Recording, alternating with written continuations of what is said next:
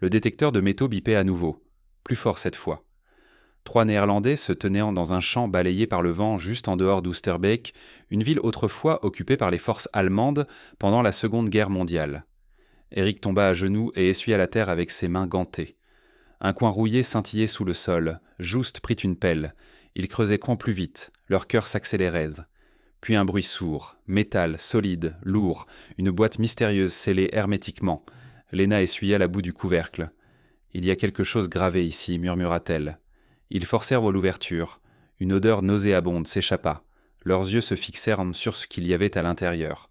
Personne ne parlait, mais ce n'était pas la seule boîte enterrée dans ce champ, et ce n'était certainement pas la plus dangereuse. Le village d'Oosterbeek avait l'air paisible en surface. Des maisons en briques, des rues pavées et de longues rangées de tulipes ondulant dans le vent. Mais en dessous, il recelait des histoires que la plupart essayaient d'oublier. Pendant la Seconde Guerre mondiale, les nazis avaient pris le contrôle de la région.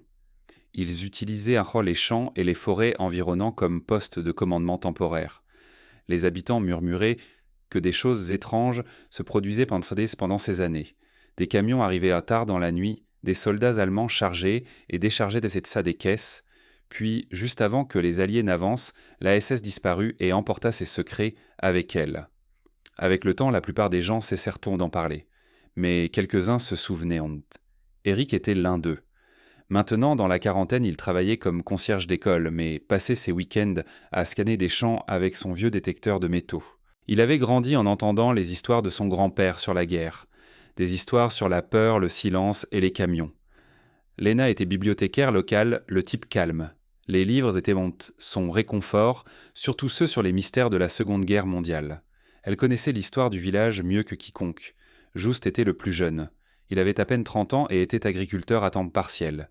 Juste participait aux fouilles plus pour le plaisir que par conviction, mais même lui ne pouvait ignorer ce qu'ils avaient loin découvert ce jour-là. Les trois s'étaient rencontrés par l'intermédiaire d'un club d'histoire, mais leur lien s'était approfondi grâce à une obsession commune, découvrir la vérité sur les choses mystérieuses de la Seconde Guerre mondiale dont on disait qu'elles étaient enterrées dans leur propre jardin. Jusqu'à présent, leurs recherches avaient donné peu de résultats, principalement des clous rouillés de vieux boutons et quelques fragments de casques. Mais cette première boîte mystérieuse changea tout. Son contenu laissait entrevoir quelque chose de plus sombre, quelque chose de longtemps caché. Le village commença à s'agiter. La nouvelle se répandit rapidement dans un endroit comme Oosterbeek. Les gens posaient des questions. Certains étaient tant curieux, ou d'autres étaient effrayés. Quelques-uns leur conseillèrent de laisser tomber. Mais Eric, Léna et Just ne pouvaient même pas. Pas après ce qu'ils avaient en vue.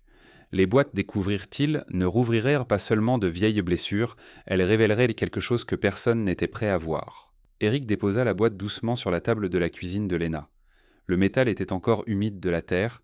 Il l'avait enveloppé dans de vieux serviettes inquiets de la rouille et de la décomposition. Le couvercle grinça en s'ouvrant à nouveau. L'odeur était pire à l'intérieur, un mélange de moisissure d'huile et de quelque chose de aigre. À l'intérieur se trouvaient plusieurs paquets liés avec une corde pourrie. Léna plongea prudemment la main et sortit des documents jaunis marqués de l'insigne nazi. Certains étaient dactylographiés, d'autres manuscrits. Beaucoup étaient estampillés Geheim ou secret. Juste en dépliant un paquet de photographies, en noir et blanc. Ses mains s'arrêtèrent. « Ce ne sont pas juste des photos de guerre, murmura-t-il. Ce n'était pas. » L'une montrait des officiers allemands debout devant ce qui ressemblait à une table de cartes. Une autre était une image floue d'une clairière forestière avec des caisses empilées derrière des hommes en uniforme SS. Mais c'était la dernière photo qui les figea. Celle-ci montrait un enfant, peut-être âgé de 8 ou 9 ans.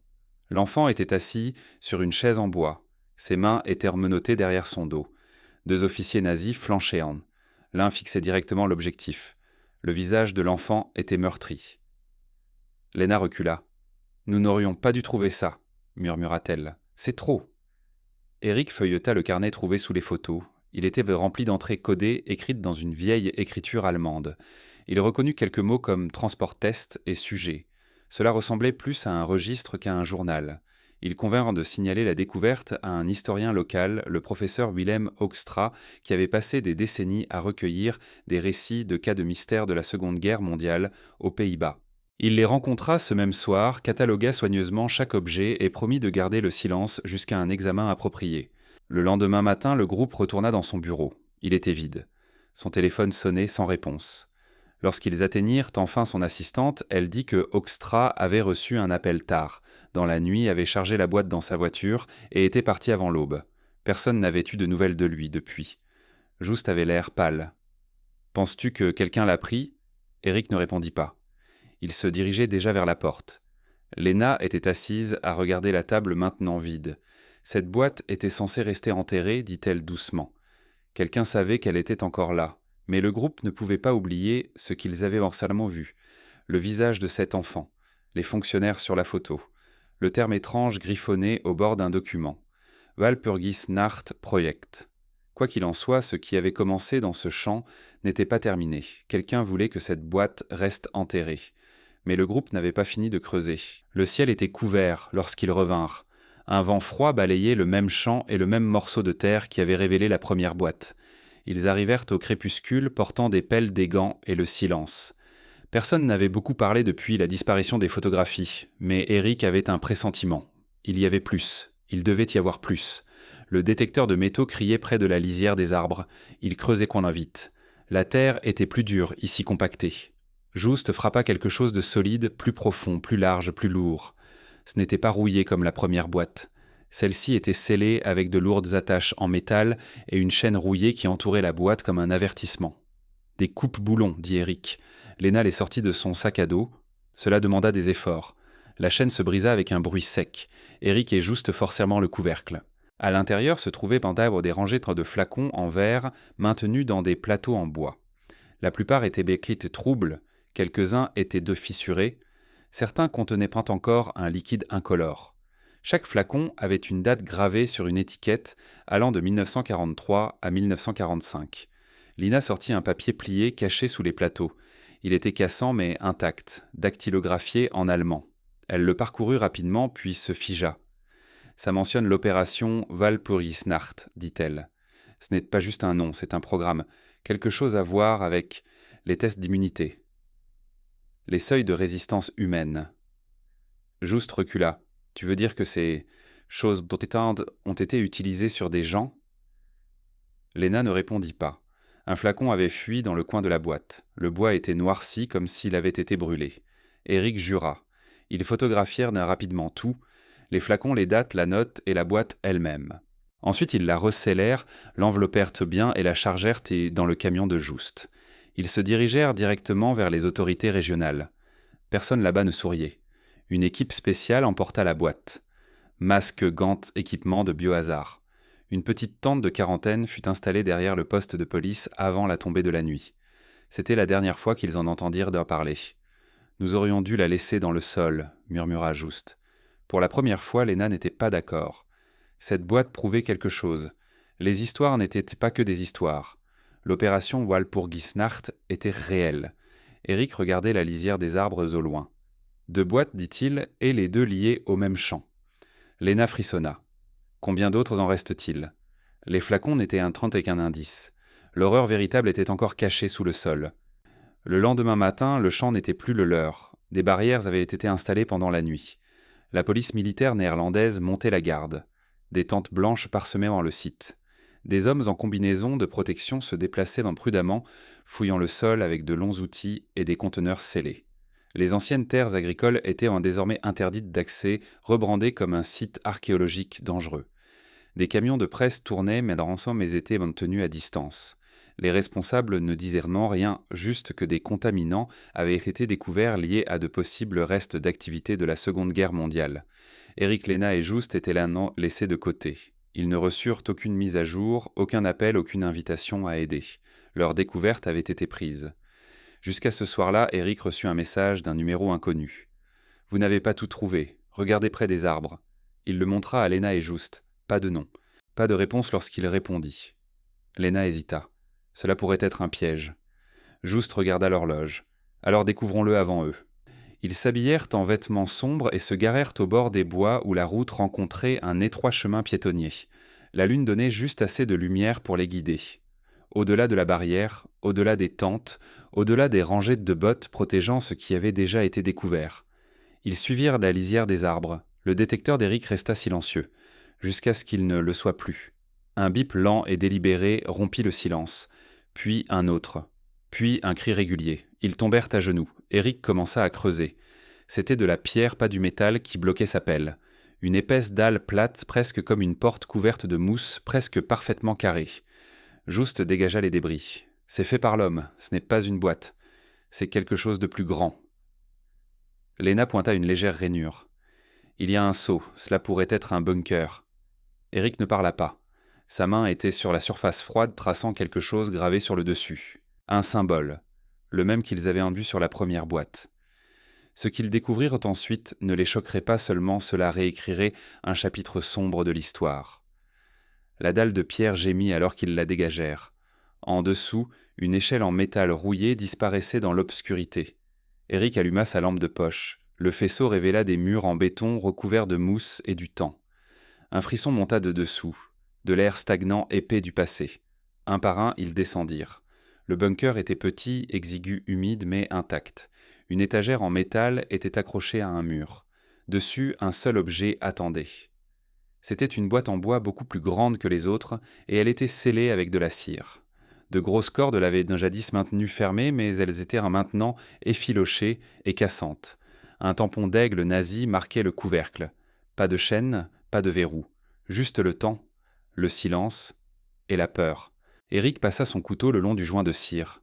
Il se fissura avec un sifflement sec. Juste aida à soulever le couvercle. À l'intérieur se trouvaient des rangées de dossiers reliés en cuir et empilés serrés. En dessous d'eux, un conteneur en métal étiqueté en rouge vif, projet Morganrow et une bobine de film intacte. Léna atteignit le dossier du dessus, ses mains tremblantes. Chaque document était manuscrit, certains à l'encre, d'autres au crayon, tous en allemand. Ce n'étaient pas des rapports. C'étaient des témoignages. Enfant, un dossier indiquait sujet 12. Non. Annika Miller, 9 ans.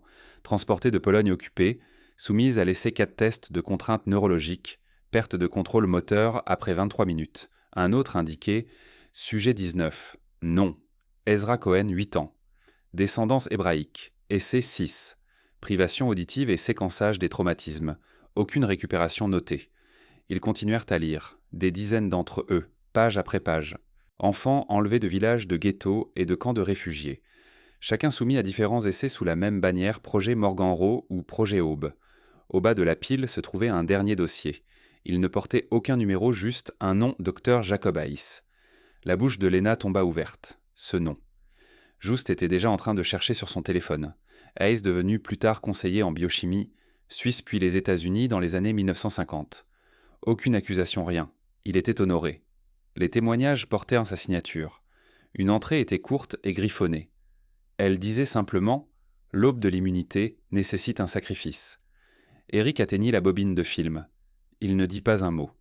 Ce n'était pas juste une autre boîte mystérieuse, c'était une confession, un plan pour des atrocités effacées de l'histoire et maintenant une preuve indéniable qu'un des esprits médicaux les plus célébrés de l'après-guerre avait été construit sur les os d'enfants volés. « Nous ne pouvons pas cacher cela », murmura Léna.